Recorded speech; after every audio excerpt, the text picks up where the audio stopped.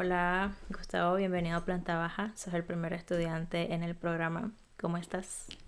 Hola Carla, súper bien, agradecidísimo con vos por la invitación, la verdad. Creo que admiro y, no sé, consumo mucho el podcast en muchos momentos, así que estoy muy emocionado y un poco nervioso de estar por acá. No, hombre, tranquilo, gracias por tu tiempo. Eso es como lo más preciado de uno. Bueno, quiero iniciar hablando un poco como de la particularidad de tu vida académica, que inicias arquitectura estudiándolo en Nicaragua, en la UAM. Luego te mudas a Costa Rica y continúas la carrera en UCR. Tenés un intercambio este año en México y luego regresas a UCR. Cómo se dieron todos estos como pequeños saltos de academia? Em, pues sí, fue un proceso muy sorpresivo, obviamente no era algo que estaba planificado para ser así. Bueno, no es obvio, pero realmente la situación fue que me gradué en el 2017, ¿verdad? Del colegio. Y en el 2018 al principio sabemos lo que pasó en Nicaragua. Yo tenía planificado estudiar en Nicaragua los 5 años porque mis condiciones en el momento no me permitían estudiar en otro lugar.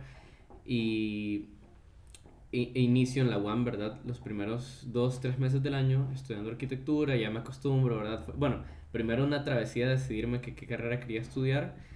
En particular yo tengo dos padres arquitectos, o sea, mi mamá es arquitecta y mi papá es arquitecto, y no fue una presión de su parte que a veces pareciera ser como, o sea, mucha gente cuando le cuento me dicen, eso es porque seguro te obligaban a estudiar eso o algo así, pero no, realmente no fue así. Yo tenía como muchos intereses y tenía cualidades también, pero luego sentí que arquitectura era una buena opción dentro de mis intereses y así tomé la decisión.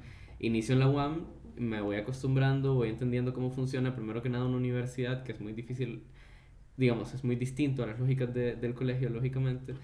Y cuando estoy hasta cierto punto aclimatándome, acostumbrándome a las lógicas de la carrera en Nicaragua, se da, ¿verdad?, la convulsión y la situación política de Nicaragua que se comienza a complejizar muchísimo y se me da la oportunidad por una convocatoria extraordinaria que hizo la Universidad de Costa Rica de venir para acá. Eso fue un proceso bastante particular porque mis padres no me podían pagar los estudios en Costa Rica, obviamente.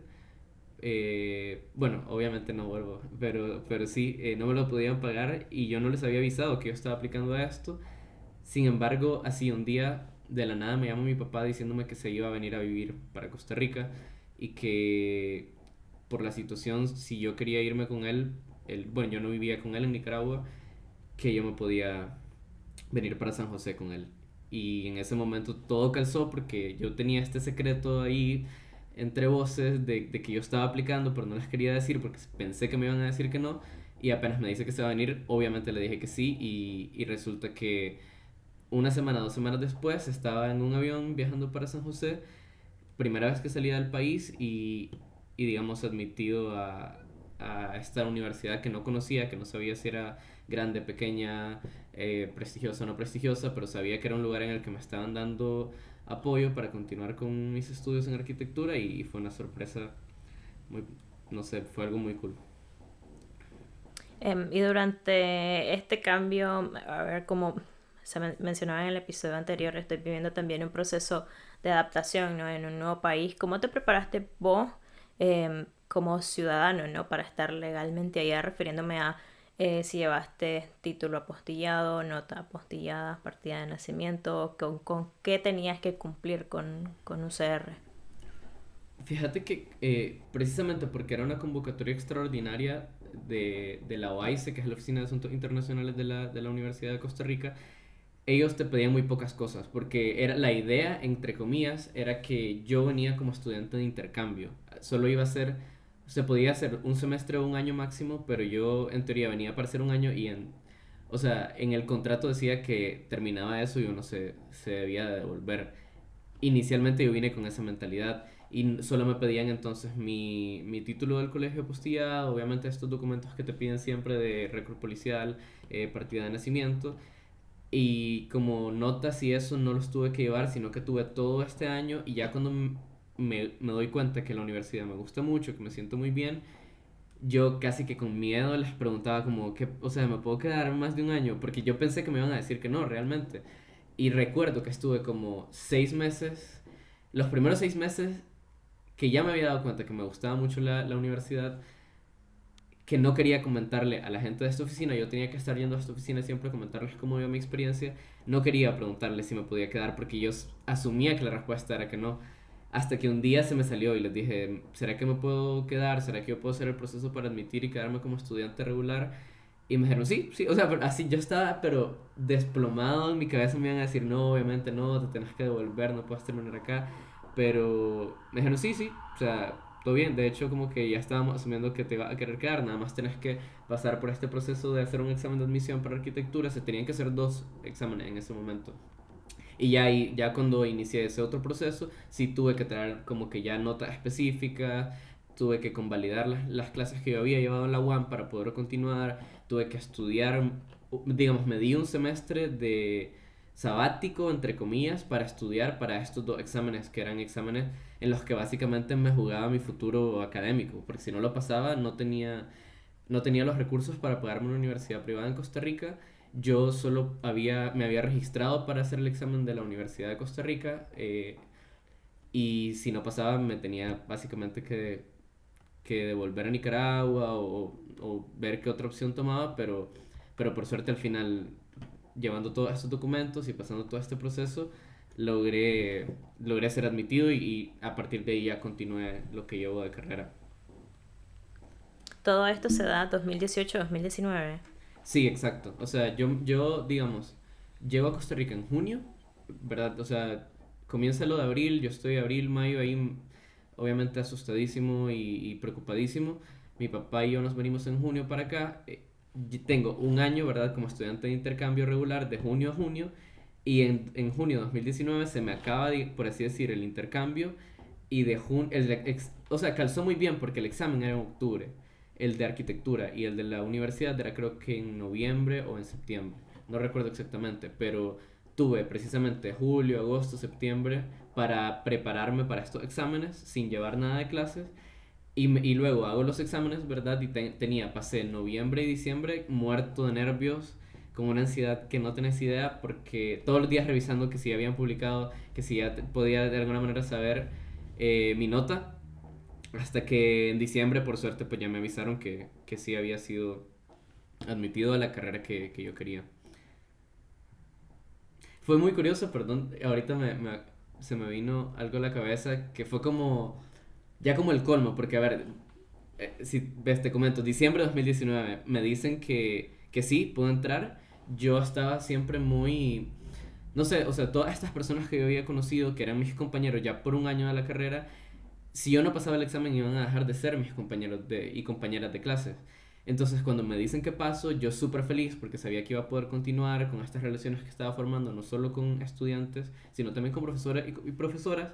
Y voy súper emocionado. En 2020 entro al primer semestre súper bien. Me acuerdo, fui martes, miércoles y jueves la pandemia. O sea, estuve todo este semestre preparándome y estaba muertísimo de ilusión para pasar 2 años después de eso sin volver a ir a la universidad de todos modos. Fue un poco duro, la verdad, en su momento. O sea, vos viviste crisis sociopolítica, viviste pandemia y todavía, o sea, y todo lo que eso conllevaba, clases en línea, la muerte, si nunca lo había hecho antes.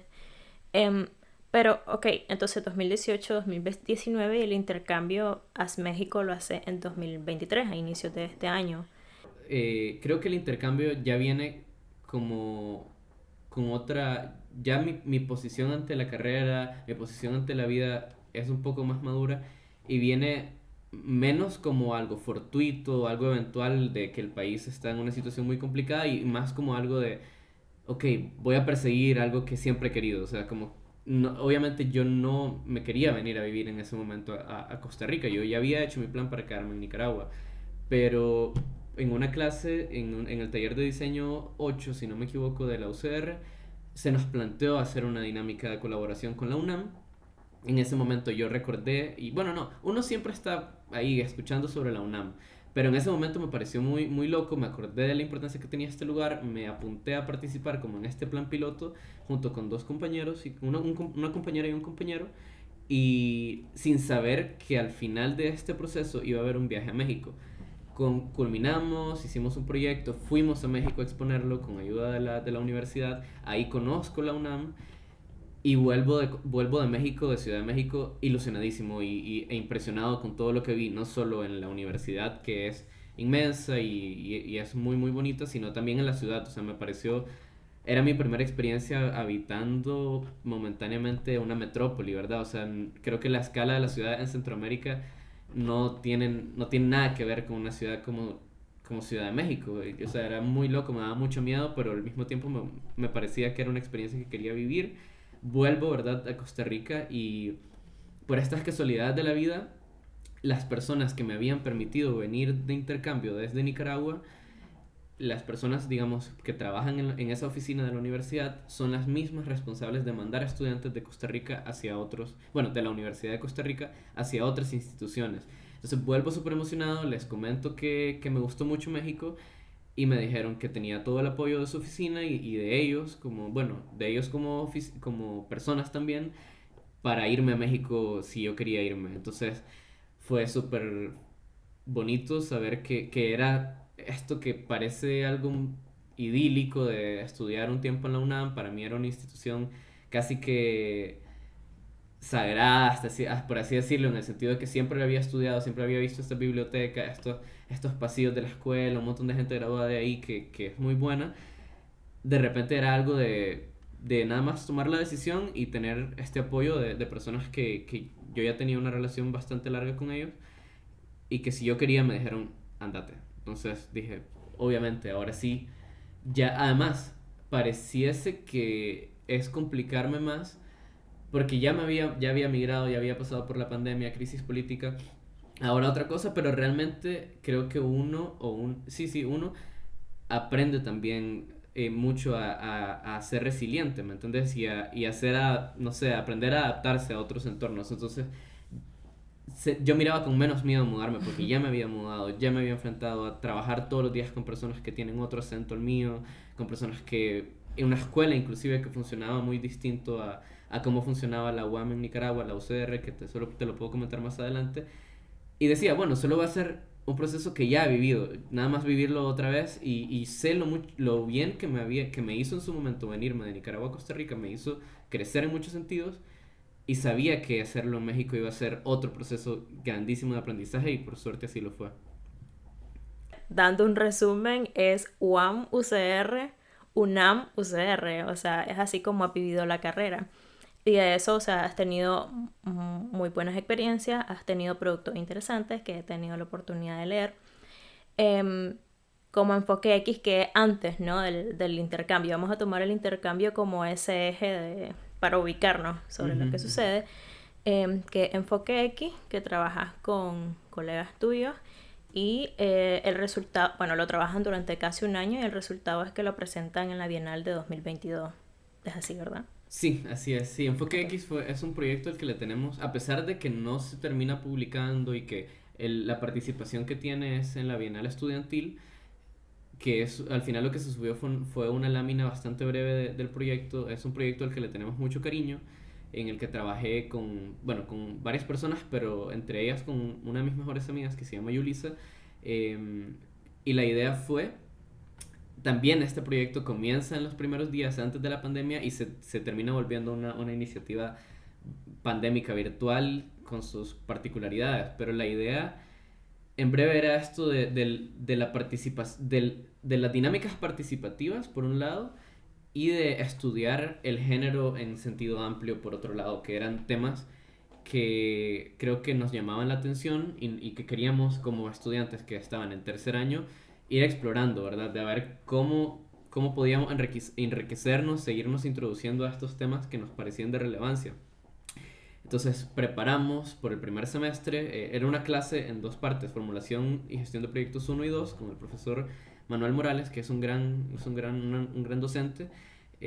Primero en el primer semestre fuimos como madurando la idea de lo que queríamos hacer. La idea era era formular, precisamente, por eso es un curso en dos partes, y la segunda parte, digamos, el segundo semestre, era gestionar esto que se formula. Lo que se formuló fue analizar imaginarios sobre la ciudad, en este caso San José, con un grupo focal de personas diversas, entre comillas, que creo que eso es lo más difícil de justificar, cómo se eligen a las personas que participan en un proceso participativo, valga la redundancia.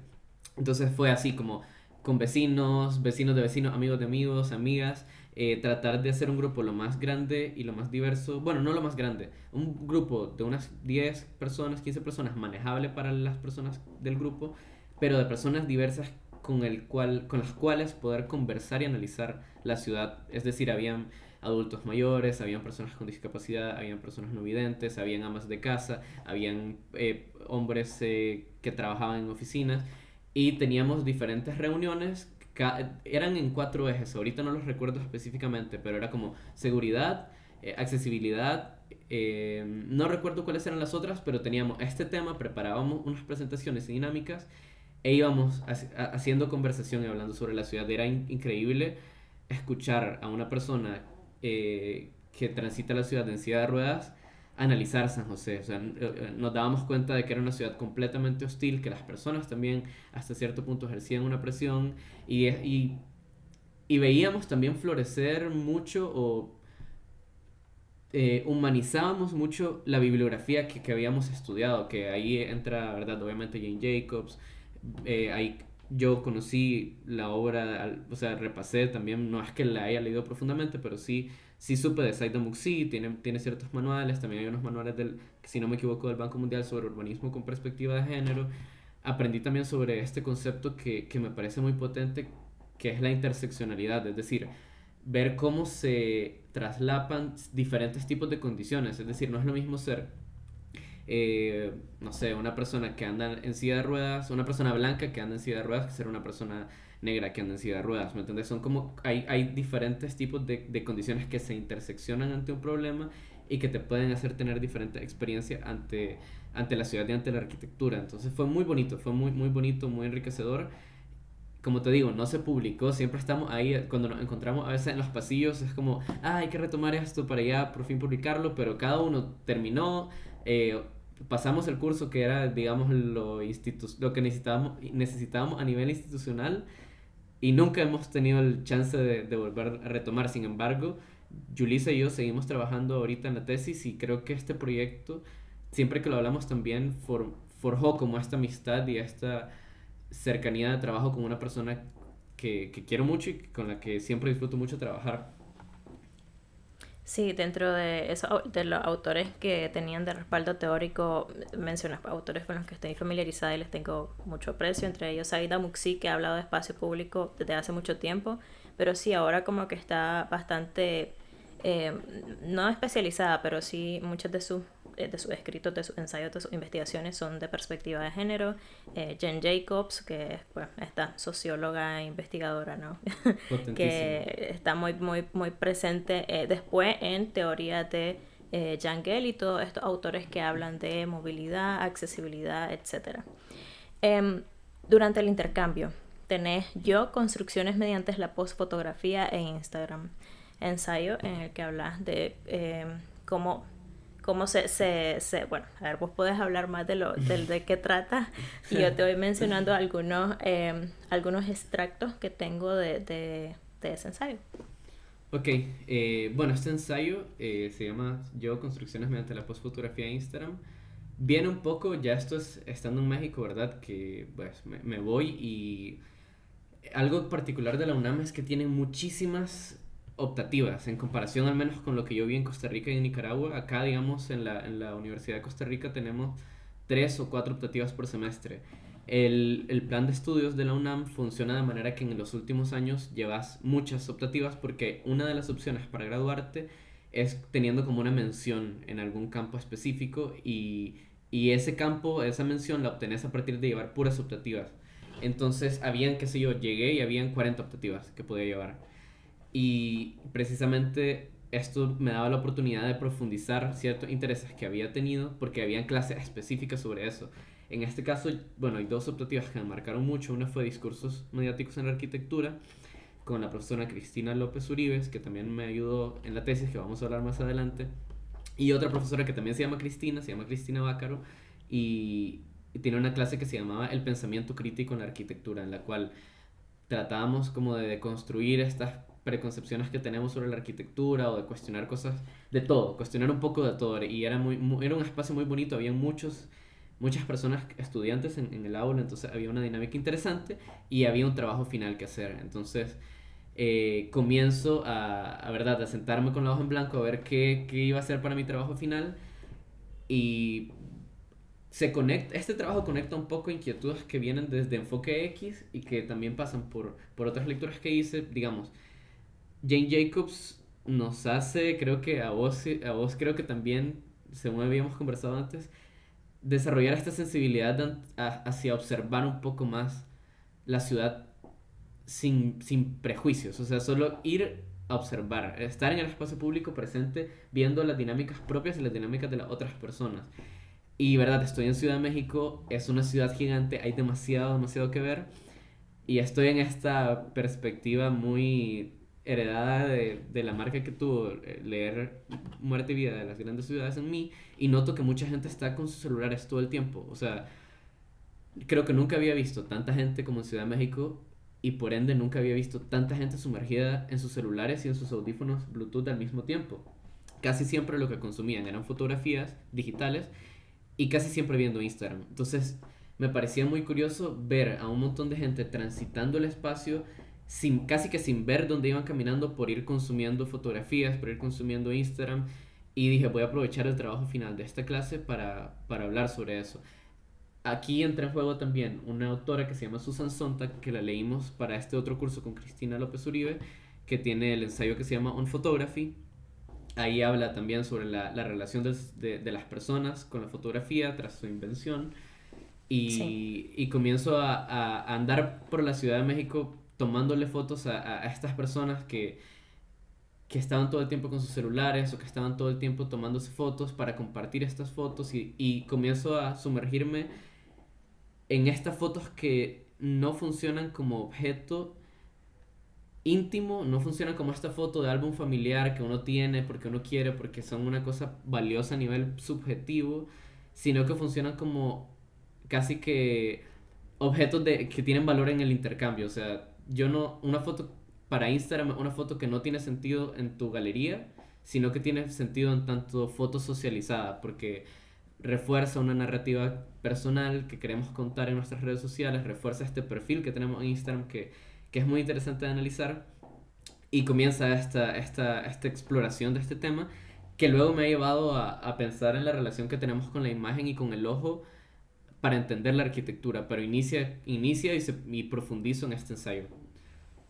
Claro, sí, yo a Susan, fotógrafa, también la conocí por Jorge Lozada, también invitado de la primera temporada. Y con Jane Jacobs, yo, o sea, sí, ya habíamos platicado antes, pues nos conocimos por una persona en común, Oscar Zamora, pero tuvimos como Un una saludo reunión a Oscar de en paso. Nube, Sí, en sí. Nube, pues una cafetería que también pues recuerdo mucho porque solo ahí me casi que pasaba metida. Y sí, o sea, lo que mencionas de Jane Jacobs, sí, a mí me cambió muchísimo ese libro, que lo conocí en tercer año de la universidad con la arquitecta Perla Sánchez, que me dio introducción al urbanismo. Y recuerdo de que todos los planteamientos que ella tenían a mí, o sea, fue un antes y un después en mi vida como arquitecta y como ciudadana. O sea, porque me hizo mover ese concepto como del arquitecto como el trabajador independiente o algo así, no sé, tenía un concepto ahí medio como distorsionado. Y o sea, yo ya comenzaba a ser parte del todo, ¿no? Después de escuchar de cómo se hablaba de la seguridad de la calle, de las personas viendo hacia la calle, la fachada que tenían que ver hacia la calle en lugar de tener los muros altos, de cómo estas personas que estaban siempre ahí formaban también parte de esa seguridad, llámese niños en la acera o en la calle directamente, las personas mayores de edad que se sientan, ¿no? Eso es como muy, no sé si latinoamericano como tal, pero sí pasa mucho en barrios populares de Managua, que en la tarde cuando ya baja el sol, la gente se Claro. sienta afuera a ver nada más, o sea, que es como que actividad más sabrosa más que sentarte en una plaza, un parque, tu acera, solo a ver qué pasa, o sea, porque Claro, ya está. en una mecedora tiene que ser. Exacto, Muchas entonces es veces, como sí. que digo que Ujú. me libera del anonimato porque yo me doy cuenta de eso y cómo yo a partir de ello comienzo a relacionarme con estas personas con un simple buenos días, buenas tardes, hola y que cualquier, o sea, para la gente cualquier excusa es buena platicar. No sé, yo estaba como que muy sumergida en mí, en este concepto autoimpuesto. No sé si autoimpuesto de anonimato porque sé que de algún lugar tuvo que salir. O Claro. sea, nada es propio. Pero em, sí, no sé, o sea, ya dejé de ser como una solo alguien que pasa a tener un nombre, a tener una historia y que también, o sea, dentro de la inseguridad que puede generarse en ciertas partes de Managua o en toda Managua en general, si te llega a pasar algo o lo que sea, necesitas algo, ya hay personas que te identifican, o sea, que saben qué pasó con vos. Entonces, no sé, pues todo eso, los planteamientos sobre la importancia del espacio público, es como decir, vos, enfoque X para vos fue la premisa de lo que desarrollaste en tu tesis, que te das cuenta ahora que la estás desarrollando. Jen Jacobs para mí fue como la premisa para así desarrollar mi tesis, pero también amabilizarme con todos los conceptos de cómo debe funcionar el espacio público, llámese calles, plazas, parques, etcétera. Qué lindo. Entonces sí, pero volviendo a yo construcciones mediante la postfotografía en Instagram, tengo Ujú. anotaciones que me gustaría comentar con vos. Genial. Una Gracias es por los leerlo también, te smartphones. agradezco muchísimo. No, cero nada que agradecer. Los smartphones nos convirtieron en productores y consumidores hiperestimulados por la imagen. Esa frase está potente realmente y sí, o sea, es esto de consumir imágenes a nivel frenético y a nivel que no tienen interrelaciones entre sí, ¿verdad? O sea, también por eso creo que muchas personas, incluyéndome, hemos desarrollado este déficit de atención en el cual no podemos estar haciendo nada por mucho tiempo y también algo que me interesa mucho y tiene que ver también, ahora lo conecto con mi relación con la música. A mí me gusta mucho la música y toco guitarra, por ejemplo, desde que tengo como 10 años, 10 o 12 años. Y es esto, o sea, el pensar que el ojo va a dictar nuestra experiencia global de la realidad. O sea, pensar que viendo una fotografía tenemos toda la información de algo, que viendo una foto de alguien tenemos toda la información de su vida o tenemos una gran parte de la información de su vida. Es algo que se termina traduciendo en mí y que se termina consolidando también a leer, por ejemplo, Juhani Palasma, que lo estoy leyendo hace poco, y no, o sea, Juhani me ha impresionado mucho porque toca muchos temas. En el libro, el que estaba leyendo ahorita es La mano que piensa, toca muchos temas de cómo estamos desconectados de muchos de nuestros sentidos, privilegiando el ojo que ya está hasta cierto punto enfermo. O sea, es como que ya nuestro ojo está tan domesticado por estar viendo una pantalla todo el tiempo, cientos de fotografías sin cuestionar las producciones, perdón, sin cuestionar las condiciones que las producen. Es decir, vemos una fotografía en Instagram y casi nunca pensamos en, a ver, ¿por qué se tomó desde ese ángulo? ¿Quién es la persona que la está tomando? ¿Qué es lo que nos quiere decir con esto? ¿Qué cosas están quedando fuera del encuadre? Que son preguntas que creo que o sea, deberíamos de tener una posición más crítica ante las imágenes. Eso era algo que hablaba mucho la profe en este curso de pensamiento crítico y que resonó mucho conmigo. Y creo que eso, yo veo al smartphone como, no, como todo, no como algo negativo por completo, porque tiene herramientas buenísimas, pero, pero un artefacto que tenemos en las manos todo el tiempo, un dispositivo que tenemos que tratar con mucho cuidado si queremos tener una experiencia un poco más, menos, no sé cómo decirlo, pero no sé cómo lo definirías, creo que vos me entendés de lo que quiero decir, pero un poco menos Sí, frenética de la realidad y de la sí, arquitectura sí. también.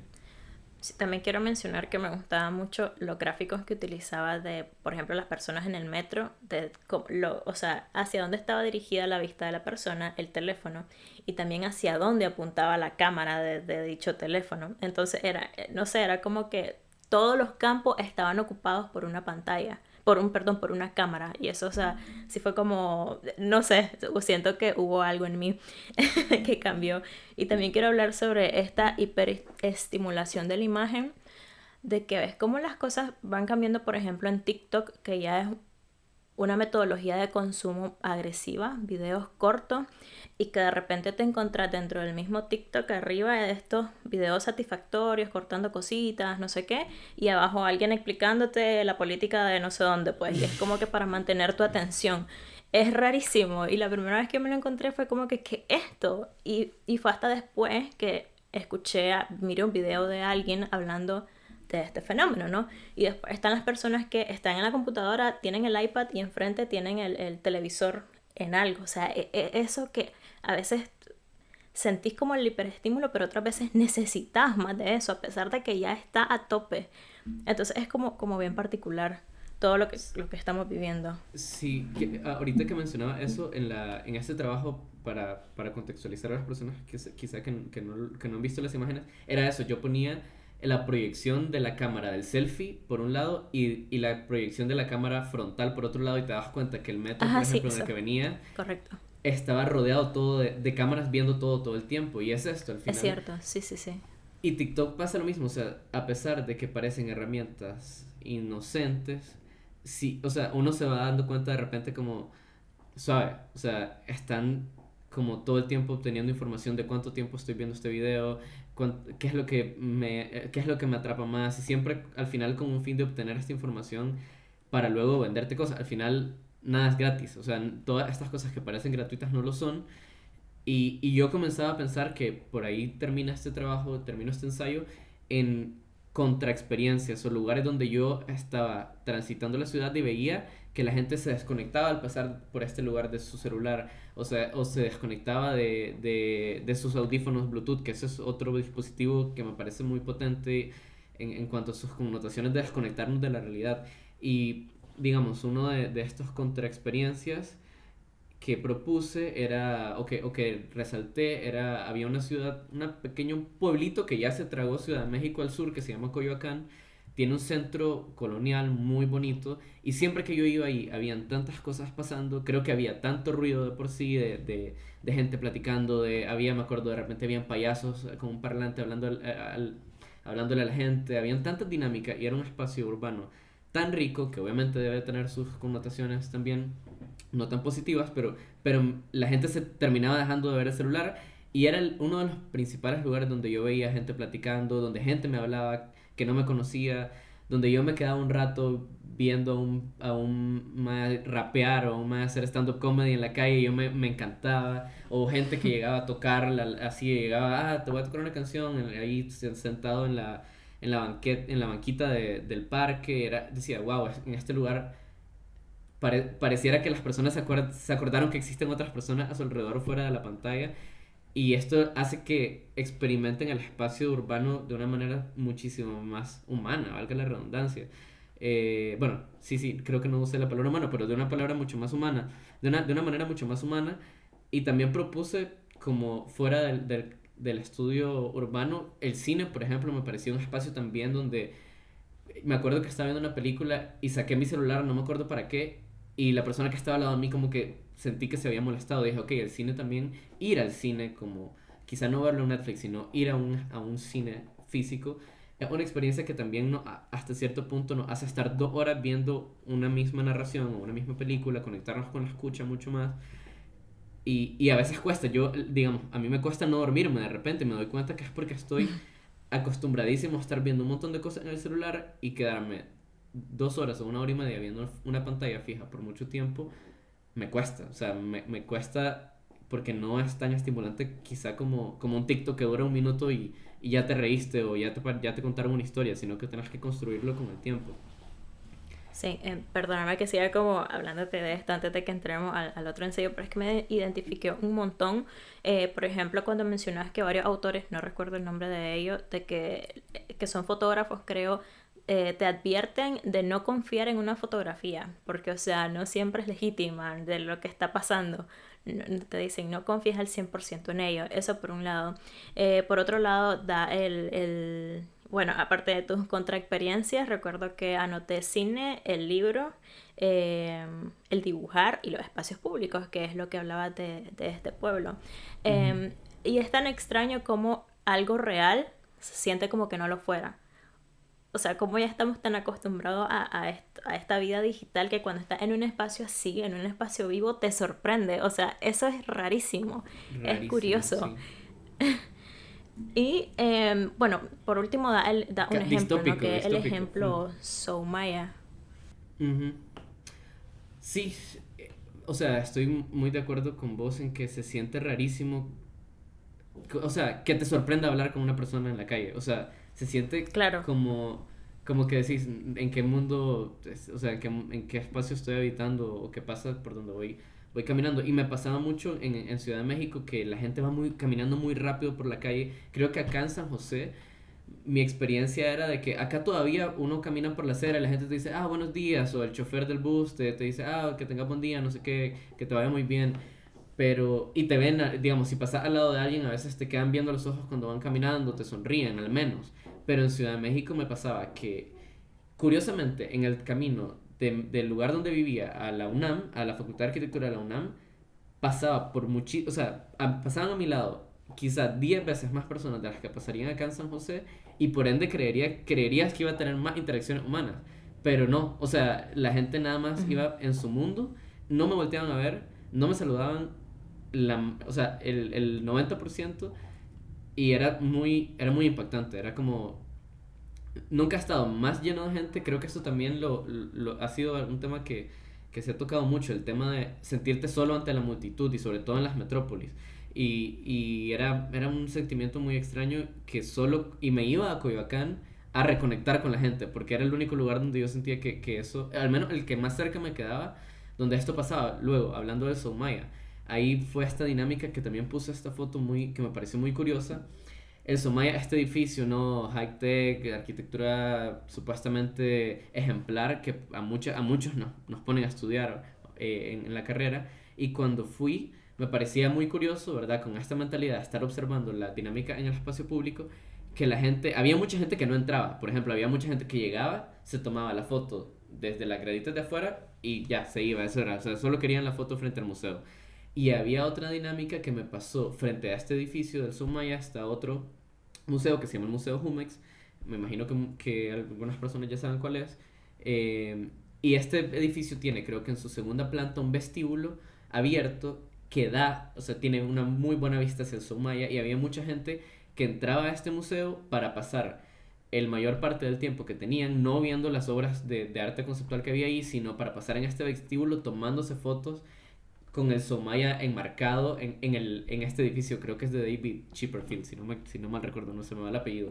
Pero ahí llegué, yo también andaba tomando una foto, andaba mi cámara y estaba un muchacho haciendo como que se tomaba un selfie para que otra muchacha le tomara una foto, haciendo como que tomaba una foto y yo estaba presenciando todo eso tomándole una foto a ellos. Entonces yo puse ahí en el trabajo y era como la foto que tomé yo de la foto que le toma la muchacha al muchacho haciendo como que se toma una foto en el Somaya. Y era esto como, ¿en qué mundo, o sea, qué pasa? ¿Qué pasa con nuestra interacción con el espacio ahora que andamos pensando siempre en eso es una frase que me encantaba de este ensayo de Susan Sontag. Ya no ves el mundo como tal, sino que ves el mundo como un potencial conjunto de fotografías. Eso creo que nos pasa, yo me incluyo, a veces me pasa a mí, pero es importante tratar de remar en contra de esta actitud ante la realidad. No sé si tanto remar en contra, pero sí darte cuenta, pues tener como tu crítica, escuchar el lado que está a favor de esto, o sea, escuchar la tesis, escuchar la antítesis y vos tener tus conclusiones de lo que estás viviendo, pues no solamente seguir y seguir y seguir y seguir no replantearte ciertas cosas. Ahora sí, esta investigación que se llama Un Centro Cívico para la Capital de Costa Rica, que la inicias en tus clases taller en UCR, lo desarrollas en UNAM y luego regresas a UCR, que va a ser este producto un capítulo de tu tesis. ¿De qué va? Háblame Ok. sobre eso. Bueno, esto que se llama un centro cívico para la capital de Costa Rica es una mini tesis o una tesina, bueno, no es tan mini, tiene casi 100 páginas que desarrollo en el Laboratorio Editorial de Arquitectura de la UNAM, que fue un espacio en el que me permitieron trabajar en México un tema relacionado a Costa Rica. Volvemos a este tema súper divertido que era, recuerdo que llegué a la UNAM y no sabía en dónde tocaban estos temas que, como ya te voy a explicar, es un tema que yo me traigo de Costa Rica, yo identifico este interés el semestre anterior y llego a México con este interés de desarrollar un poco un interés y un poco una misión que ya tenía, un compromiso con unas personas en Costa Rica que tenía que avanzar en este tema. Y llego a la UNAM a preguntar, me acuerdo que bueno, en la UNAM hay 12 talleres que son casi como una escuela de arquitectura en miniatura. Entonces me iba a uno de ellos y les preguntaba, miren, yo quiero hacer mi tesis sobre esto, soy un estudiante de intercambio, ¿creen que puedo desarrollar esto aquí? Me decían, no, aquí no, esto es más proyectual, o este taller es más técnico, o este taller es más de representación. Y así, me tocó ir tocando puertas hasta que topé con Cristina López Uribe y Salvador Lizárraga, que son los coordinadores del laboratorio editorial, y era esto como, hola, soy Gustavo, soy de Nicaragua, pero estoy haciendo mi tesis y estudio en Costa Rica, y mi tesis es sobre San José, pero estoy acá de intercambio en México y necesito ayuda y necesito que alguien me dé chance. O sea, recuerdo que les decía casi como, nada más necesito que me den el chance de continuar este interés que ya traje, y si me quieren dar retroalimentación y si les interesa, genial, pero en sí con que me den chance de trabajarlo, todo bien. Pero al final ellos fueron súper amables conmigo, me dijeron que sí, que de fijo, me dieron hasta el acceso físico a este laboratorio, donde tenía un montón de libros, tenía un montón de revistas, de un montón de idiomas, y me guiaron a este proceso de hacer este trabajo que ya te comento, que es un trabajo que inicia en el taller 9 de la Escuela de Arquitectura de la Universidad de Costa Rica, que se llama Archivos Ciudad de Arquitectura. Es un taller en el que cada semestre se analiza el archivo, es decir, los documentos que giraron en torno a un proyecto de arquitectura específico o de urbanismo. En ese caso fue el Centro Cívico para San José. Entonces, ese semestre trabajamos con un montón de planos, correspondencias, fotografías, documentos de todo tipo que giraron alrededor de 3 propuestas que se iban a hacer para reconfigurar y resignificar el centro histórico de San José, la capital de acá de Costa Rica. Y yo me interesé en el tema y los profesores, Luis Durán y José Vargas, nos eligieron a 3 personas de ese curso para hacer un seminario de graduación. Un seminario de graduación, una de las opciones para titularse, que en este caso se puede hacer grupal, y eligieron a Yulisa, la amiga con la que trabaja en Enfoque X, y a Jesús, otro amigo muy, muy bueno que tiene unas prácticas muy, muy cool sobre arquitectura y sobre dibujo, para desarrollar más estos intereses que ya habíamos hecho en el semestre.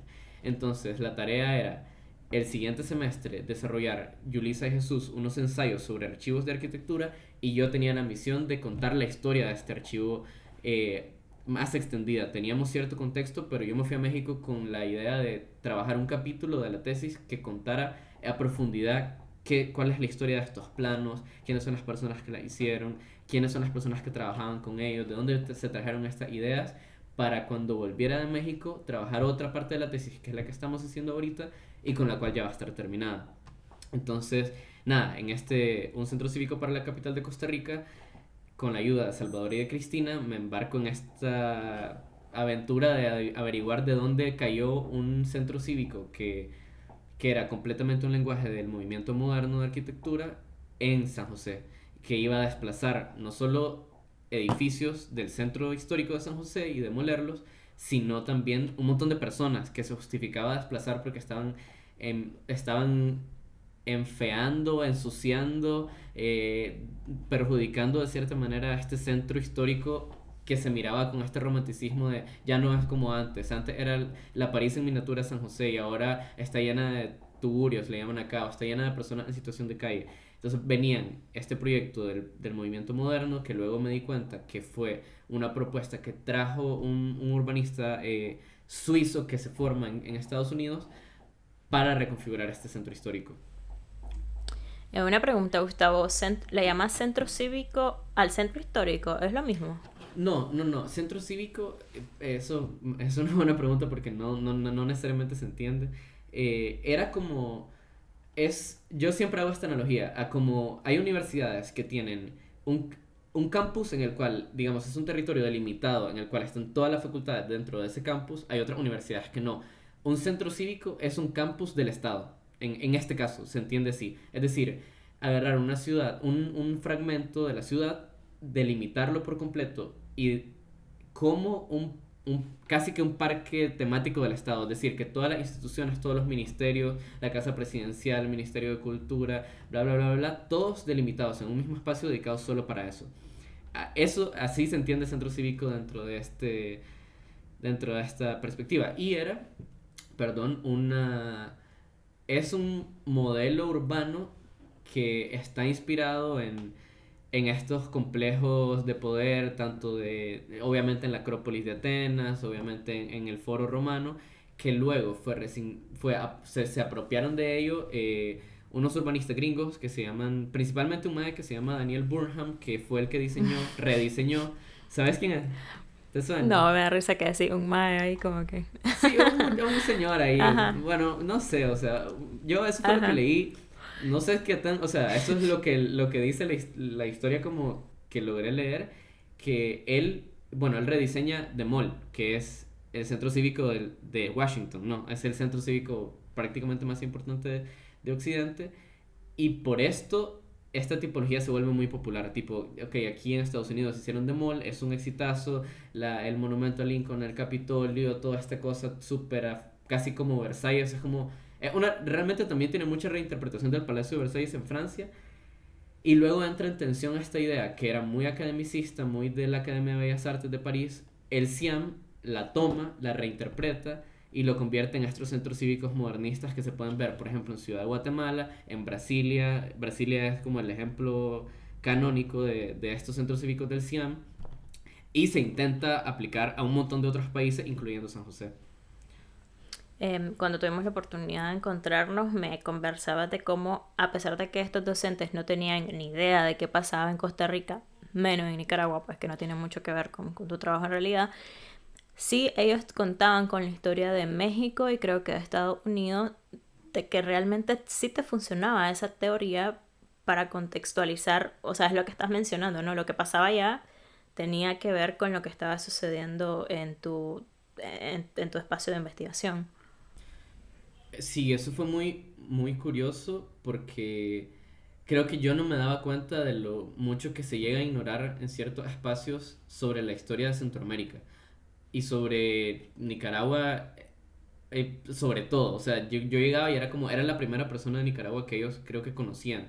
Tenían historias de gente que se había ido a Nicaragua para la revolución, mexicanos que se habían ido a pelear con el frente en los 70, pero desde entonces como que no sabían qué había pasado en Nicaragua. Y solo llegarles con la noticia de lo que estaba pasando recientemente y con toda esta historia reciente de Nicaragua les pareció increíble, y de Costa Rica también. Y como mencionas, yo de cierta manera en el semestre que trabajé este tema por primera vez, exploré mucho lo que se sabe desde Costa Rica de este proyecto de centro cívico. Pero llego a México y ellos, a pesar de que no sabían que esto se había propuesto, me comenzaron a decir, a ver, aquí en México hay centros cívicos similares a esos. Por ejemplo, me mencionaban, tal vez no es exactamente igual, pero Tlatelolco era uno de estos proyectos o modelos de ciudad que de cierta manera tenían inspiración en las prácticas del movimiento moderno. Y también México tiene una relación de amor y odio con Estados Unidos. O sea, es como que de cierta manera los odian, pero también de cierta manera están muy empapados por su cercanía geográfica, obviamente. Y habían muchísimos libros, habían por ejemplo los folletos estos de resumen de cada CIAM, estaban en la Biblioteca Central de la UNAM. Acá en Costa Rica no los tienen todos. Y ellos me decían, anda y te lees este libro, anda y te recomiendo a este autor que toca este tema del centro cívico en Estados Unidos y de los primeros centros cívicos que se propusieron. Y me decían, de cierta manera, estoy seguro que eso va a conectarse con lo de Costa Rica, porque eso había sido antes, y estaba este personaje que se llama Anatol Solow, que había venido de Estados Unidos, luego de formarse allá, a San José, solicitado por la Municipalidad de San José, para plantear cómo se tenía que reconfigurar la ciudad. Entonces ahí fue como ir armando un poco un rompecabezas entre lo que ellos sabían del CIAM y del movimiento moderno en Estados Unidos y en México, y cómo conectarlo con esto. Entonces yo le explicaba la historia de Costa Rica un poco, que yo también iba aprendiendo, porque yo no soy costarricense y tenía que irme leyendo para explicárselas a ellos, y ellos me iban explicando lo mucho que sabían sobre este periodo histórico. eh, y así, ir armando como entre los tres, habían otras dos compañeras que también trabajaban en el laboratorio, esta historia de estos archivos que a ellos les parecían súper misteriosos y a mí también realmente. Y también tocábamos el tema mucho de Nicaragua, pero como en particular este tema yo lo traje desde lo que hicimos en el taller en Costa Rica, no pude, digamos, ahondar en una investigación enfocada en Managua o en Nicaragua. Claro, sí, sí, sí. Era más una cuestión de, hombre, yo soy esto y me acompaña todo esto de mi Ajá, país. exacto. Ujú. Pero sí, bueno, no sé si quieres hablar de algo más, si quieres compartir algo más. No, o sea, solo me gustaría como poner en valor esto de que obviamente migrar es muy difícil y creo que hay muchas personas en Nicaragua que no hemos visto, si no obligadas, pero casi obligadas a tenernos que mover de país, ¿verdad? Que no es para nada fácil, pero que al final uno logra ir generando redes de apoyo en personas, uno se logra acercar a como yo me acerqué a estos profes, recuerdo que los esperé, yo sabía que iban a dar una clase en un aula, los esperé así en el marco de la puerta, esperando que llegaran, les comenté toda esta situación de por qué yo estaba ahí en México, en esa aula, y uno siempre encuentra personas que lo quieren apoyar, que le quieren dar una guía, que te hagan pasar un poco más o menos esto de estar fuera de yo no sé si de tu país, pero sí al menos de tu núcleo de personas de apoyo de tu familia, del lugar donde creciste, de la gente que habla como vos, de comer la comida que vos estás acostumbrado o acostumbrada a comer. Creo que todo eso es muy duro dejarlo, pero ya que nos estamos viendo en situación muchos de que tenemos que hacerlo, eh, poner en valor que hay muchas personas que te ayudan y hay muchos momentos en los que también creces y que si no te vieras en esta situación de tener que irte, no te dieras cuenta que podés quizá lograr cosas que de otra manera no hubieses logrado. O sea, yo me acuerdo ahorita que volvía de la UNAM, decía, wow, o sea, estuve estudiando en la UNAM, que para mí cuando estudiaba en Nicaragua era algo que miraba, para serte honesto, pegado en el cielo, como decimos nosotros. Pero un poco también ver esto, ver que hay oportunidades en esto de tener que irnos. O sea, creo que, o considerar irse, también puede ser un proceso que sea fructífero. Pues sí, espero que, yo sé que vos estás pasando por algo así y también creo que es eso, ir generando redes de personas que te van a ayudar y que van a estar ahí para, que ni imaginabas que las ibas a conocer, pero que te van a hacer pasar un rato menos dentro de esta travesía complicadísima de emigrar, ¿no? Sí, yo no me acuerdo en qué año fue que leí, no sé si fue 2022 o 2023. Tampoco recuerdo bien el dato, si es que habían emigrado 90.000 o 190.000 nicaragüenses. No recuerdo el dato, pero por ahí iba, pues era masivo realmente. Y nada, pues sí es raro, como decís vos, vivir tus vínculos de lejos.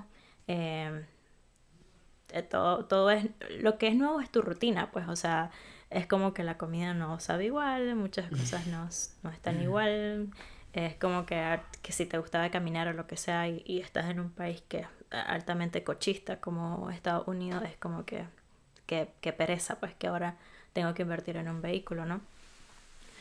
Sí. Pero es lo que es, pues tampoco es como que, no sé, pues. Ahí sí, sí me pongo medio estoica con la cosa y es como que ya estamos aquí, pues, ¿qué le vamos a hacer? Qué bueno el Pero sí, estoicismo. gracias por tu tiempo, Gustavo, de verdad te felicito por cómo has sido tan resiliente en todos estos procesos, en cómo lo has logrado disfrutar y cómo has conectado, o sea, has logrado tener siempre un hilo conector de todas tus experiencias y también lograr identificar lo que te interesa, porque eso es como que bien difícil, poder llegar a final de carrera y quedarte así como que no sé qué me gusta. Y siento que vos estás muy claro, o sea, la vez que hablábamos, pues me decías, no me interesa esta parte de la arquitectura, no vamos a profundizar en eso, pero sí, Fue sí me expuesto. importa esto, o sea, Claro. esto sí me gusta y eso creo que tiene muchísimo más valor que cualquier cosa. Entonces, eh, eso, Bueno, no, sí. agradecerte, como te digo, y a vos también por la invitación infinitamente. Creo que soy súper fan de tu podcast y participar pues es un privilegio para mí. Nada, desearte la mejor de las suertes, tanto ahorita que estás pasando por este proceso duro de estar en un nuevo lugar y también en lo que siga el podcast. Ya sabes que aquí estoy siempre muy emocionado de colaborar y de ayudarte en lo que sea. Siempre un placer Gracias, platicar Gustavo. con vos. Gracias y nos vemos el próximo jueves. Un abrazo. Súper. Un abrazo igual. Que estés bien.